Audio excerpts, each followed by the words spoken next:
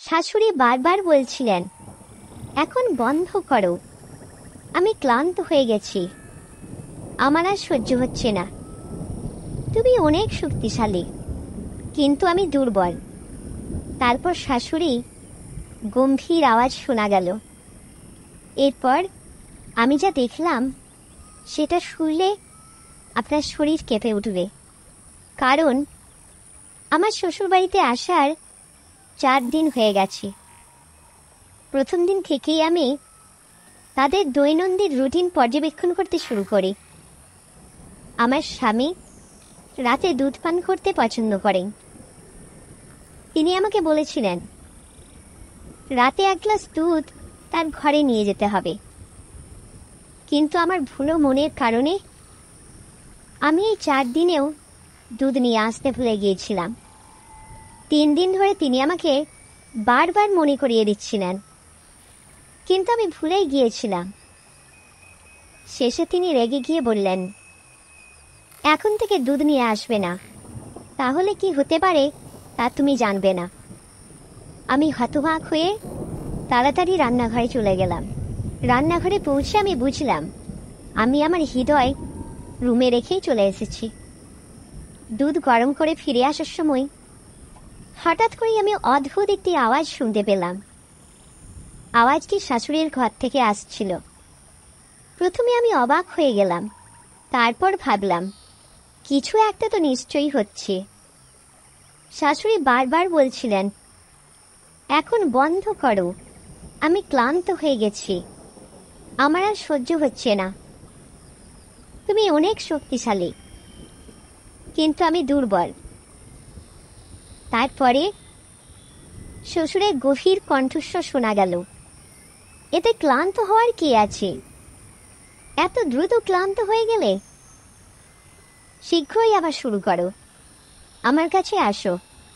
এইসব শুনে আমি হতবাক হয়ে রুমে ফিরে এলাম এবং বিছানায় শুয়ে পড়লাম। ঘুমানোর সময় আমার মনে কেবল একটাই ঘুরছিল, যে আমার শ্বশুর দেখতে হাড়ের মতো হলেও তিনি এতটাই শক্তিশালী যে এই বয়সে আমার শাশুড়ির আর্তনাদও শুনতে পাচ্ছিলাম। আমার স্বামী খুব তাড়াতাড়ি ক্লান্ত হয়ে যেতেন। এসব চিন্তা করতে করতে আমি ঘুমিয়ে পড়লাম। সকালে ঘুম ভাঙার পর আমি দেখলাম শাশুড়ি তার দৈনন্দিন কাজকর্ম করতে ব্যস্ত এবং তার মেজাজ একদমই স্বাভাবিক ছিল। রাতে ক্লান্তির কথা বলার পর তার মুখে কোনো পরিবর্তন ছিল না। যখন আমার শ্বশুর বাড়িতে এলেন তখনই আমার শাশুড়িকে ঘরে ডেকে নিলেন। আমি রান্না শেষ করে শাশুড়িকে খেতে ডাকতে গিয়ে রুমের দরজার কাছে পৌঁছালাম। সেখানে পৌঁছে আমি আবারও একই আওয়াজ শুনলাম। শাশুড়ি বলছিলেন, আমি ক্লান্ত হয়ে গেছি, দয়া করে থামুন, আমার আর সহ্য হচ্ছে না। আমি হতভম্ব হয়ে ফিরে গেলাম এবং রান্নাঘরে গিয়ে ভাবতে লাগলাম, আমার শ্বশুর কি খান যা তাকে এত শক্তিশালী করে তুলেছে? অধিকক্ষণ পর আবারও তাদের রুমে গিয়ে শুনলাম সেই একই আওয়াজ। আমি ভাবতে লাগলাম, শ্বশুর কি এমন কিছু ব্যবহার করেন যা তাকে এতটা শক্তিশালী করে তোলে? আমি জানতে চাইলাম আমার শাশুড়ি তাকে কি দেন। দিনটি এগিয়ে চলল এবং আমি ভাবলাম আমার স্বামী জানিয়েছে যে তিনি 2 দিনের জন্য বাইরে যাবেন। আমি অত্যন্ত খুশি হলাম, কারণ এই সুযোগে আমি শাশুড়ি শ্বশুরের ঘরে কি হয় তা দেখার সুযোগ পাব। সেদিন রাতে আমি দ্রুত সব কাজ শেষ করে শাশুড়ির ঘরে লুকিয়ে পড়লাম। এমন একটি স্থান বেছে নিয়েছিলাম যেখান থেকে আমি তাদের দেখতে পারতাম, কিন্তু তারা আমাকে দেখতে না পায়। রাতের বেলা তারা ঘরে ঢুকলেন। আমার অনেক ঘুম পাচ্ছিল, কিন্তু তাদের দেখার আগ্রহে আমি ঘুমের বলিদান দিলাম। অবশেষে আমার অপেক্ষার অবসান হলো। আমি যা দেখলাম তা আমাকে সম্পূর্ণরূপে হতবাক করে দিল। তারা একটি নতুন ব্যবসার পরিকল্পনা নিয়ে ব্যস্ত। শাশুড়ি ও শ্বশুর একসাথে একটি নতুন প্রজেক্টের জন্য পরিকল্পনা করছিলেন। তারা কিছু নতুন ধরনের খাদ্যপণ্য তৈরির প্রস্তুতি নিচ্ছিলেন। শাশুড়ি বিভিন্ন উপকরণের তালিকা তৈরি করছিলেন এবং শ্বশুরের সাথে আলোচনা করে কিছু বিশেষ রেসিপি প্রস্তুত করছিলেন, যা তারা বাজারে তুলে ধরতে চান।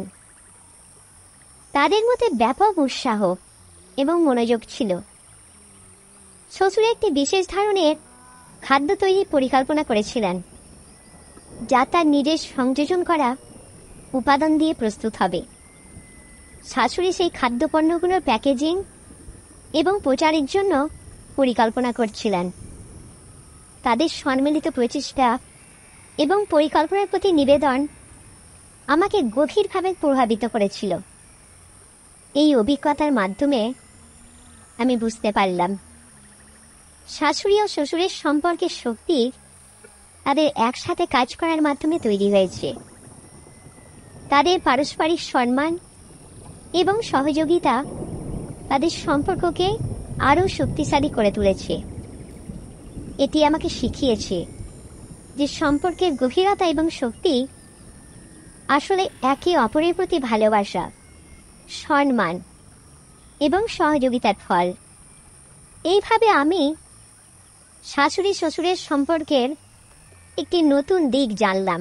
তাদের একসাথে ব্যবসার পরিকল্পনা এবং প্রস্তুতির মধ্যে আসল শক্তি এবং সম্পর্কের গভীরতা খুঁজে পেলাম। এই অভিজ্ঞতা থেকে আমি যে শিক্ষা লাভ করেছি তা হল আসল শক্তি এবং সম্পর্কের গভীরতা কেবল শারীরিক ক্ষমতা বা শক্তি দ্বারা নির্ধারিত নয়, বরং এটি একে অপরের প্রতি ভালোবাসা, সম্মান এবং সহযোগিতার মাধ্যমে তৈরি হয়। শাশুড়ি ও শ্বশুরের মধ্যে যে দৃঢ় সম্পর্ক ও শক্তি আমি দেখেছি তা আসলে তাদের একসাথে কাজ করার এবং একে অপরকে সমর্থন করার ফলস্বরূপ।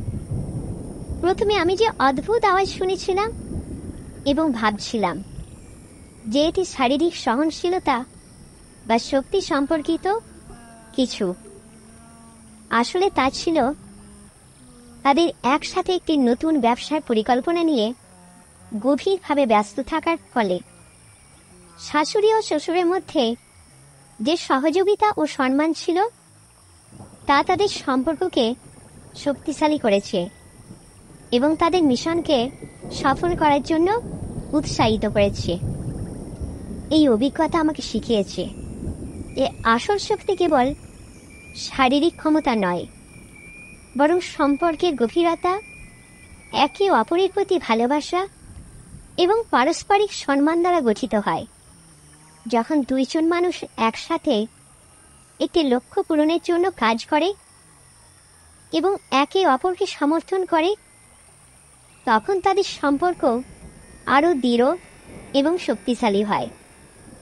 শাশুড়ি ও শ্বশুরের মধ্যে যে আন্তরিকতা ও নিবেদন আমি দেখেছি তা প্রমাণ করে যে সম্পর্কের মধ্যে পারস্পরিক শ্রদ্ধা এবং সহযোগিতা একে অপরকে শক্তিশালী করে তোলে।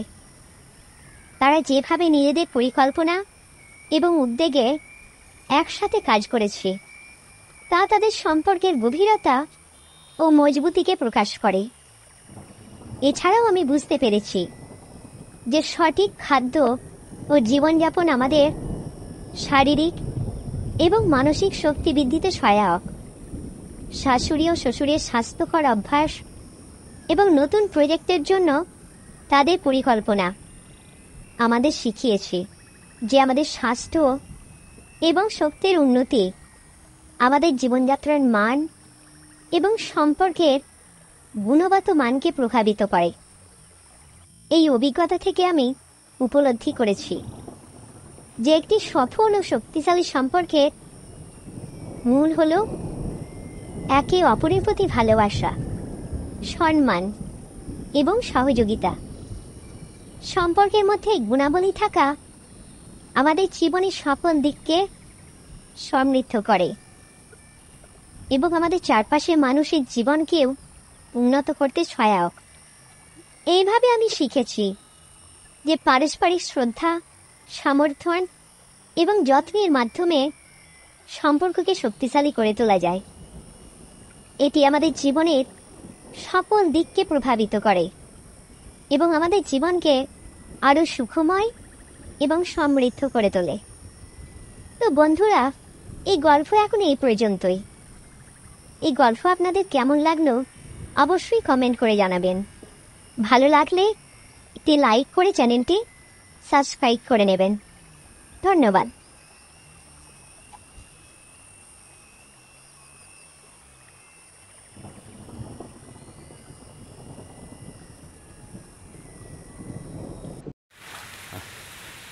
আসসালামু আলাইকুম সম্মানিত ভিউয়ার্স, সবাই কেমন আছেন? আশা করি সবাই ভালো আছেন। এটি আমার একটি চ্যানেল। এই চ্যানেলে গল্প দেওয়া হয়। চ্যানেলটির নাম শিক্ষা ভাবির গল্প। এই চ্যানেলটিতে আমি কাজ করতেছি।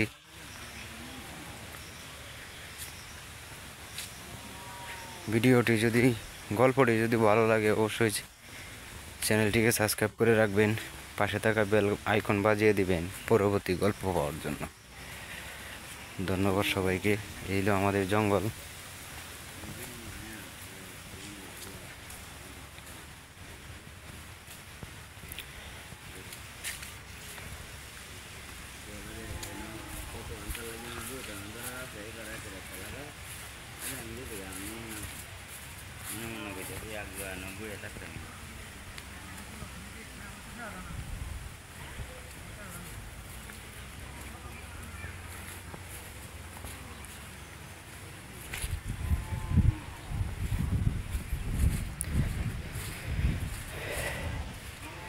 এই হলো আমাদের গ্রাম বন্দে আলিমিয়া।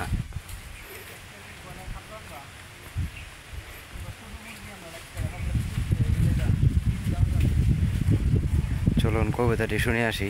আমাদের গ্রাম বন্দে আলিমিয়া।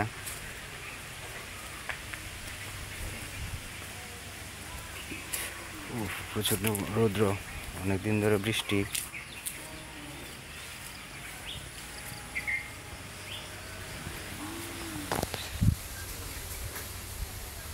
আমাদের চ্যুত নদী চলে বাঁকে বাঁকে,